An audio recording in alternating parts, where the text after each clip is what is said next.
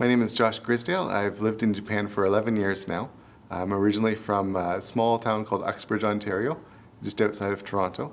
And I work in Tokyo, and I do sort of web stuff and IT things. But in the spare time, I do a program called Accessible Japan. And it's a website that explains accessibility in Japan for people who want to come and visit this country. So I have a lot of information on tourist locations, hotels, as well as just sort of general information about how things work in Japan for riding the trains, or some vital words you should know if you have a disability. So I've got all those kind of things on the website, as well as going around to talk at different locations throughout Japan about the importance of accessible travel and why places should improve accessibility and how they can welcome people with disabilities from other countries. So it was thanks to the Canadian education system that I had developed an interest in Japan. In high school, actually, in the middle of rural Ontario, we had a Japanese class offered at my high school. And I thought, well, that'd be an interesting class to take for maybe a future in IT, that to speak Japanese would be a real benefit.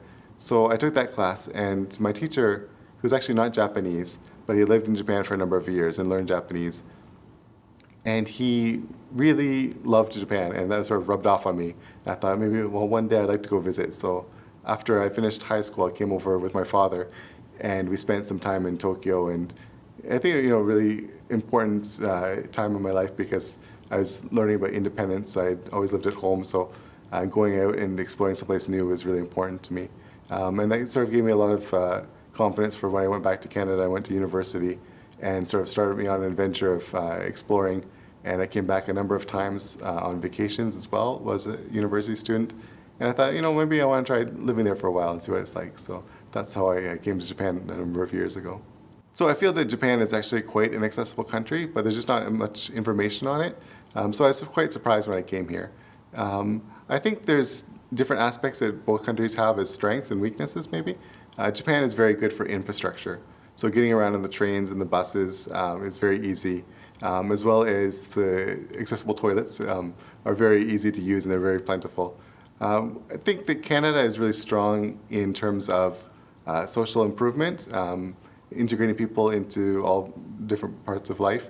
For example, it's much easier to find a job if you have a disability in Canada and to participate in society. So I think both countries can learn a lot from each other. And I think in the next couple of years, that if both the countries could work together, that'd be an incredible future for both countries.